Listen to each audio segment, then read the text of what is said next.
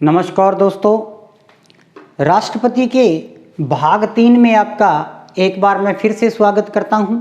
आज अपने बात करेंगे राष्ट्रपति की शक्तियों की। इससे पहले अपने राष्ट्रपति की 2 वीडियो में सारी बेसिक बातें कर चुके हैं, तो आज अपने बात करेंगे राष्ट्रपति की शक्तियां। राष्ट्रपति की शक्तियां, राष्ट्रपति की शक्तियां। तो देखिएगा, राष्ट्रपति को कुल मिलाकर 5 प्रकार की शक्तियां प्राप्त है। कार्यपालिका शक्तियां, विधायी शक्तियां, न्यायिक शक्तियां, वित्तीय शक्तियां और सबसे इंपॉर्टेंट आपातकालीन शक्तियां। तो आज की इस वीडियो में अपने 2 प्रकार की शक्तियों की बात करेंगे, कार्यपालिका शक्ति और विधायी शक्ति। तो सबसे पहले अपने देखते हैं कि राष्ट्रपति की कार्यपालिका शक्तियां। कार्यपालिका शक्तियां, कार्यपालिका शक्तियां। राष्ट्रपति कार्यपालिका का प्रधान होता है। तो कार्यपालिका शक्तियां अपने पहले बात कर चुके हैं, राष्ट्रपति में निहित होती है। कैसे कैसे? तो देखिए, सबसे पहले मैं यहाँ पर 3 अनुच्छेदों की बात कर लेता हूँ। अनुच्छेद 74। अनुच्छेद 74। अनुच्छेद 74 में ये कहा गया है कि कार्यपालिका शक्तियों के प्रयोग के लिए राष्ट्रपति मंत्री परिषद का गठन करेगा। मंत्री परिषद का गठन। राष्ट्रपति अपनी कार्यपालिका शक्तियों के प्रयोग के लिए एक मंत्री परिषद का गठन करेगा और मंत्री परिषद का अध्यक्ष हमेशा ही कौन होता है? प्रधानमंत्री होता है। प्रधानमंत्री होता है। तो सबसे पहले तो आपने ये 1 नंबर बात ध्यान रखनी है। उसके बाद में अनुच्छेद 77। अनुच्छेद 77। अनुच्छेद 77 में ये कहा गया है कि कार्यपालिका के सभी कार्य जिनको शब्द लिखा हुआ होगा कृत्य राष्ट्रपति के नाम से किए जाएंगे। राष्ट्रपति के नाम से किए जाएंगे। तो अनुच्छेद 77, सभी कार्यपालिका कार्य राष्ट्रपति के नाम से किए जाएंगे। सरकार के सभी निर्णय राष्ट्रपति के निर्णय हैं, वो माने जाएंगे। इसके बाद में मैं बात करूं अनुच्छेद 78। अनुच्छेद 78। अनुच्छेद 78 में देखिए क्या है? राष्ट्रपति संघ की सूचना प्रधानमंत्री पीएम से मांगता है। राष्ट्रपति संघ के कार्यों की सूचना प्रधानमंत्री से मांगता है। अनुच्छेद 78। और ये अनुच्छेद अपने प्रधानमंत्री में भी पढ़ते हैं कि प्रधानमंत्री अनुच्छेद 78 राष्ट्रपति और मंत्री परिषद के मध्य की कड़ी होता है। मंत्री परिषद के मध्य की कड़ी होता है। तो देखिए दोस्तों, राष्ट्रपति की कार्यपालिका शक्तियों में आपने 3 बातें ध्यान रखनी है। अनुच्छेद 74 वो मंत्री परिषद का गठन करता है, अध्यक्ष प्रधानमंत्री। अनुच्छेद 77 कार्यपालिका के सभी कार्य राष्ट्रपति के नाम से किए जाते हैं। अनुच्छेद 78 राष्ट्रपति संघ की सभी सूचनाएं जो हैं वो प्रधानमंत्री से मांग सकता है।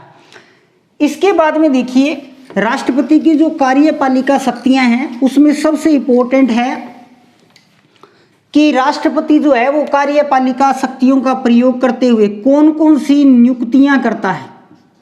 कौन कौन सी नियुक्तियां करता है राष्ट्रपति द्वारा की जाने वाली नियुक्तियां। तो सबसे पहले और सबसे इंपॉर्टेंट प्रधानमंत्री व मंत्री परिषद की नियुक्ति। मंत्री परिषद की, तो वैसे तो मंत्री परिषद में ही प्रधानमंत्री आ जाएगा, लेकिन प्रधानमंत्री और मंत्री परिषद की नियुक्ति। फिर भारत के जितने भी राज्य हैं उनके राज्यपालों की नियुक्ति। राज्यपाल, प्रत्येक राज्य के राज्यपाल की नियुक्ति। उसके बाद में 3 नंबर बहुत ही इंपॉर्टेंट है, उच्चतम व उच्च न्यायालय के, उच्चतम व उच्च न्यायालय के न्यायाधीशों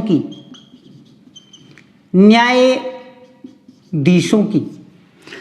इसमें ये चीज इंपॉर्टेंट है क्योंकि अधिकतर बार प्रश्न पूछ लिया जाता है कि जैसे कि राज्य उच्च न्यायालय के न्यायाधीशों की नियुक्ति कौन करता है, तो वहां पे अपने दिमाग में ये बात रहती है कि राज्य है तो राज्यपाल करता होगा। नहीं, नियुक्तियां उच्चतम और उच्च न्यायालय दोनों में भारत का राष्ट्रपति करता है।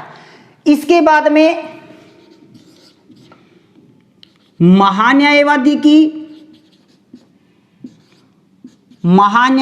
की नियुक्ति, अटॉर्नी जनरल ऑफ इंडिया, ये 4। इसके बाद में राष्ट्रीय स्तर के जितने भी आयोग हैं, राष्ट्रीय स्तर के आयोगों के सदस्य व अध्यक्षों की, इन सब की नियुक्ति राष्ट्रपति करता है। इसके अलावा भी 2-3 बातें हैं वो मैं आपको बता देता हूं।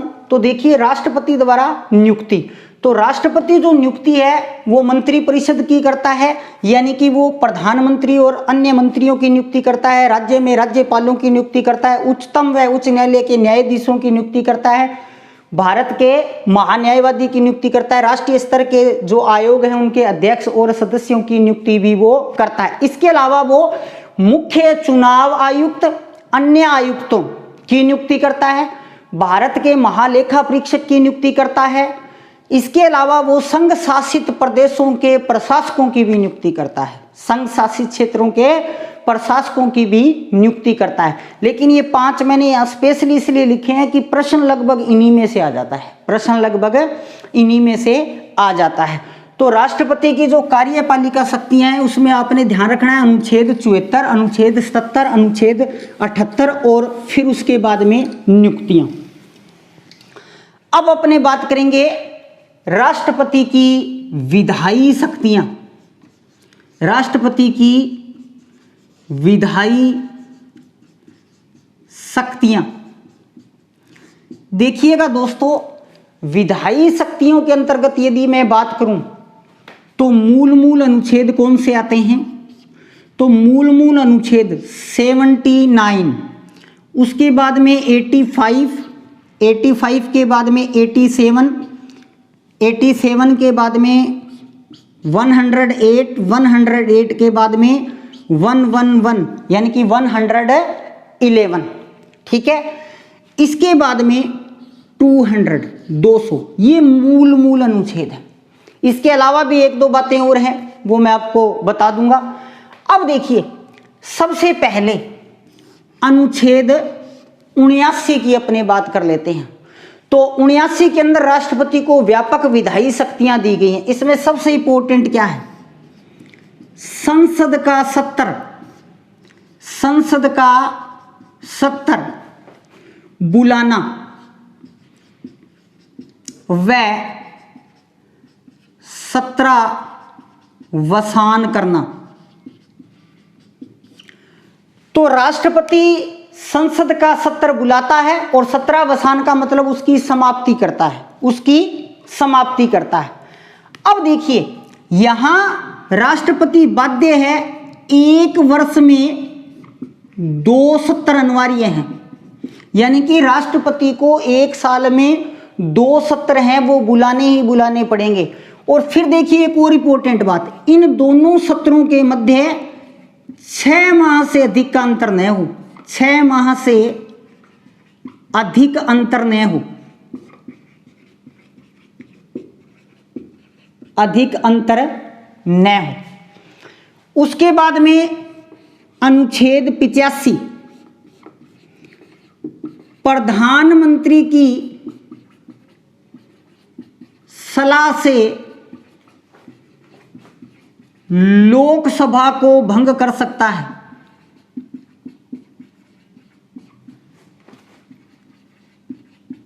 लोकसभा को भंग कर सकता है। तो प्रधानमंत्री की सिफारिश से ये क्या करता है, अनुच्छेद 85 में लोकसभा को भंग कर सकता है। इसके बाद में देखिएगा अनुच्छेद 87, इंपॉर्टेंट है भी अनुच्छेद 87। देखिए दो बातें हैं, नई लोकसभा का गठन, नई लोकसभा का गठन और प्रत्येक वर्ष लोकसभा की प्रथम बैठक,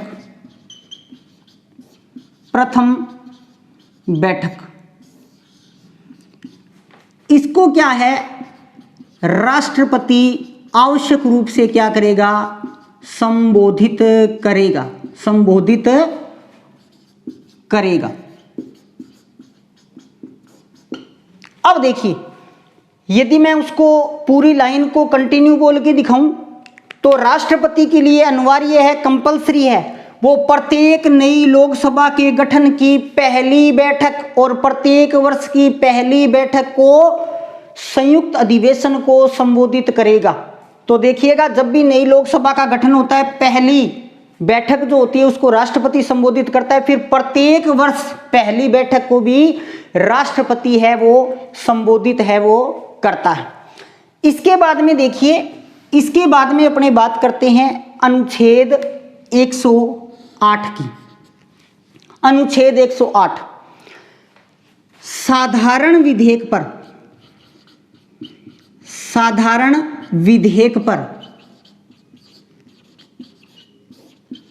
संसद में गतिरोध होने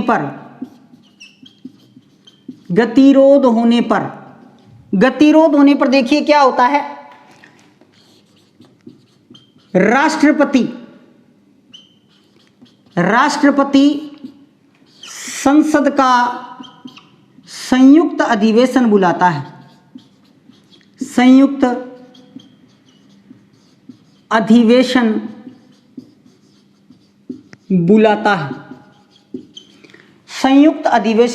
बुलाता है।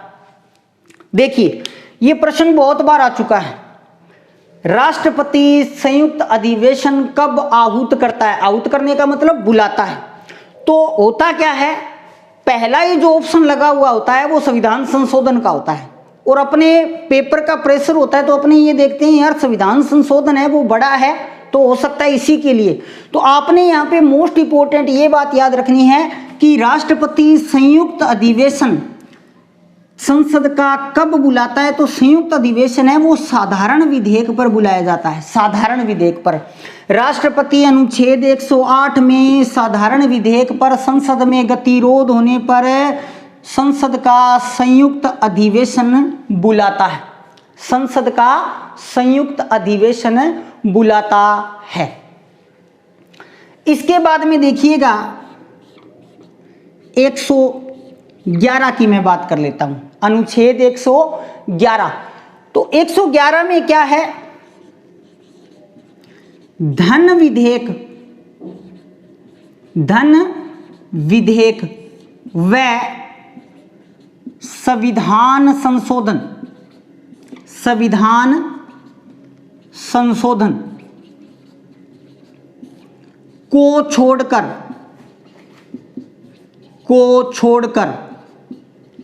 अब देखिए, एक तो आप धन विधेयक छोड़ दीजिए क्योंकि धन विधेयक है वो राष्ट्रपति की पूर्व अनुमति से रखा जाता है, और एक संविधान संशोधन छोड़ दीजिए।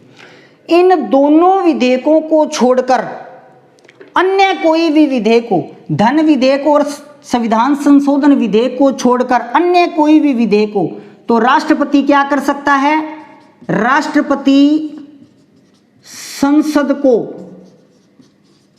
पुनर्विचार के लिए लौटा सकता है, पुनर्विचार के लिए लौटा सकता है,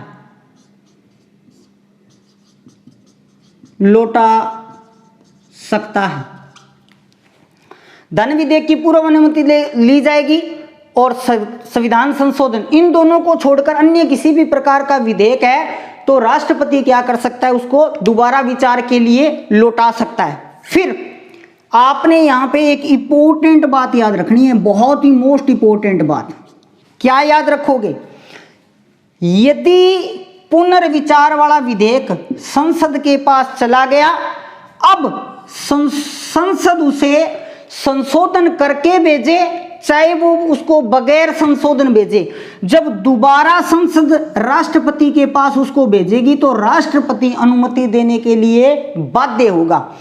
यानी कि राष्ट्रपति ने क्या किया, संसद को पुनर्विचार के लिए भेज दिया, अब संसद ने उसके ऊपर दोबारा विचार किया, लेकिन संशोधन किया है तो भी ठीक है और संशोधन नहीं किया है तो भी ठीक है। राष्ट्रपति के पास जब वो दोबारा आएगा तो राष्ट्रपति उसके ऊपर अनुमति देने के लिए बाध्य है। राष्ट्रपति उसके ऊपर अनुमति देने के लिए बाध्य है। अब देखिए, विधायी शक्ति 79 संसद का सत्र बुलाता है, उसकी समाप्ति की घोषणा करता है, राष्ट्रपति इसके लिए बाध्य है। एक साल में 2 सत्र और 2 सत्रों में 6 माह से ज्यादा का अंतर नहीं होना चाहिए। 85 में वो प्रधानमंत्री की सलाह पर लोकसभा को भंग करता है। 87 नई लोकसभा के गठन और प्रत्येक वर्ष की पहली बैठक को राष्ट्रपति संबोधित करता है। ठीक है। अनुच्छेद 108 मोस्ट इंपोर्टेंट, साधारण विधेयक पर संसद में गतिरोध होने पर वो संयुक्त अधिवेशन बुलाता है। और मैं आपको ये और बता दूं, यहाँ पे जो संयुक्त अधिवेशन बुलाता है इसका अध्यक्ष लोकसभा अध्यक्ष होता है। लोकसभा अध्यक्ष ही इसकी अध्यक्षता करता है। इसके बाद में 111 धन विधेयक और संविधान संशोधन विधेयक को छोड़कर अन्य विधेयकों को वो संसद के पास पुनर्विचार के लिए लौटा सकता है। संसद उसमें संशोधन करे न करे, दोबारा जब वो राष्ट्रपति के पास आएगा तो राष्ट्रपति उस पर अनुमति देने के लिए बाध्य है। इसके अलावा देखिए दोस्तों, विधायी शक्तियों के अंदर एक चीज और है, राष्ट्रपति जो है वो संसद में 14 सदस्य मनोनीत करता है। 14 सदस्य मनोनीत करता है। बहुत बार प्रश्न है वो आ चुका है, 3 बातें हैं और तीनों ही बार बार पूछी जा चुकी है। राष्ट्रपति संसद में कितने सदस्य मनोनीत करता है? 14। अब राष्ट्रपति राज्यसभा में कितने सदस्य मनोनीत करता है? तो राज्यसभा में राष्ट्रपति 12 सदस्य, अनुच्छेद 80 और वो कला साहित्य विज्ञान के क्षेत्र से आते हैं, 4 क्षेत्रों से आते हैं। ठीक है, कला साहित्य समाज सेवा और विज्ञान, ठीक है, 4 क्षेत्रों से आते हैं। 2 सदस्य वो लोकसभा में मनोनीत करता है, लोकसभा में मनोनीत करता है 2 सदस्य। कौन से? आंग्ल भारतीय यानी कि एंग्लो इंडियन। यदि लोकसभा में उनका प्रतिनिधित्व नहीं है तो लोकसभा में 2 सदस्य राष्ट्रपति आंग्ल भारतीय मनोनीत कर सकता है। कौन से अनुच्छेद में? अनुच्छेद 331 में। तो संसद में 14 सदस्य, राज्यसभा में 12 सदस्य और लोकसभा में 2 सदस्य। लोकसभा में 2 सदस्य। तो 79, 79, उसके बाद में 87 की बात की अपने ने, फिर अपने ने 108 की बात की, फिर 111 की बात की और फिर ये संसद में उनके द्वारा मनोनीत सदस्य है। और विधायी शक्तियों में सबसे इंपॉर्टेंट जो रह गया, अपना लास्ट जो बात है वो रह गई इसके अंदर, वो बहुत ही इंपॉर्टेंट है। राष्ट्रपति की अध्यादेश जारी करने की शक्ति। अध्यादेश जारी करने की शक्ति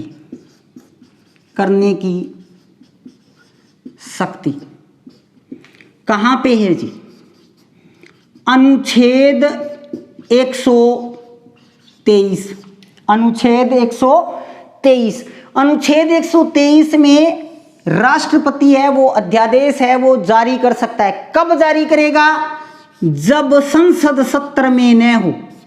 जब संसद सत्र में न हो, यानी कि संसद कार्य नहीं कर रही हो तब राष्ट्रपति है वो अध्यादेश जारी कर सकता है। और कैसे? ऐसी परिस्थिति उत्पन्न हो जाए, यानी कि ऐसा कोई संकट या ऐसा कोई वहां पे ऐसा कोई काम हो जाए कि तुरंत कार्रवाई की आवश्यकता है, यानी कि अविलंब कार्रवाई, अविलंब कार्यवाही, अविलंब कार्यवाही की आवश्यकता है,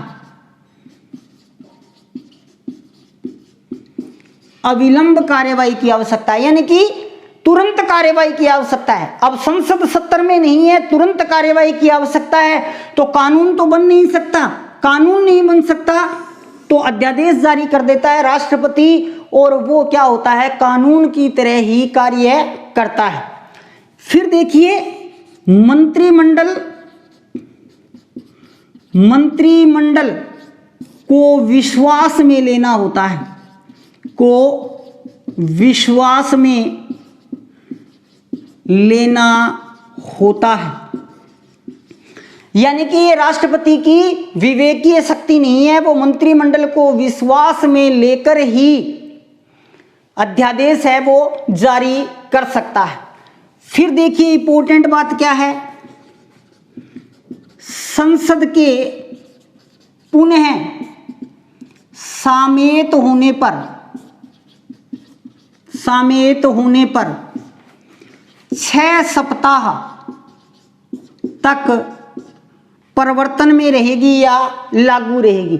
तो इस चीज को समझिए आप, संसद को पुनः सामयिक होने पर, यानी कि अध्यादेश जारी कर दिया और अध्यादेश जारी करे हुए को कुछ समय बीत गया, बीतने के बाद में संसद की कार्यवाही स्टार्ट हो गई, यानी कि संसद के पुनः सामयिक होने पर अब संसद स्टार्ट हो चुकी है।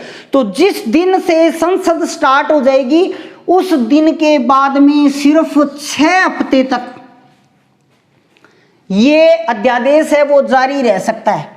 इसी बीच इन 6 हफ्तों के दौरान यदि संसद ने इसे क्या कर दिया, संसद यदि इसे क्या कर देती है, पारित कर देती है, तो ये कानून बन जाएगा, ये कानून बन जाएगा। और संसद यदि इसे पारित नहीं करती है, यानी कि संसद इसे क्या कर देती है, अस्वीकार कर देती है, तो ये समाप्त हो जाएगा, ये समाप्त हो जाएगा।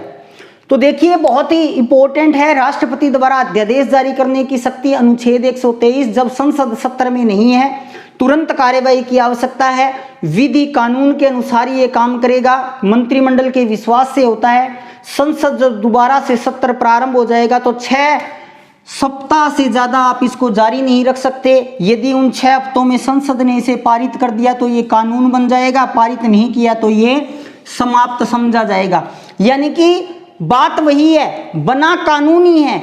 आम साधारण रूप में कानून कैसे बनता है, साधारण रूप में संसद पहले पारित करती है, संसद पहले पारित करती है, राष्ट्रपति बाद में साइन करता है। यहां क्या हुआ, राष्ट्रपति ने पहले साइन करके जारी कर दिया और संसद ने इसको बाद में पारित कर दिया। तो संसद के पुनः सामयिक होने पर 6 माह में यदि पारित कर दिया तो कानून बन जाएगा, और अस्वीकार कर दिया तो ये समाप्त हो जाएगा। तो देखिए दोस्तों, बड़ी बड़ी बातें याद रखनी। आज अपने ने 2 शक्तियों की बात की, कार्यपालिका शक्ति तो 74, 77 और 78, उसके बाद में राष्ट्रपति की नियुक्तियां, और फिर विधायी शक्तियों में अपने ने बात की 79, 87, 108, 111, इसके अलावा 80, 313, और फिर अपने ने बात की 123 अध्यादेश जारी करने की। तो अंतिम इसका जो चौथा भाग होगा उसमें अपने अन्य 3 बची हुई शक्तियों की बात करेंगे। जय हिंद, जय भारत।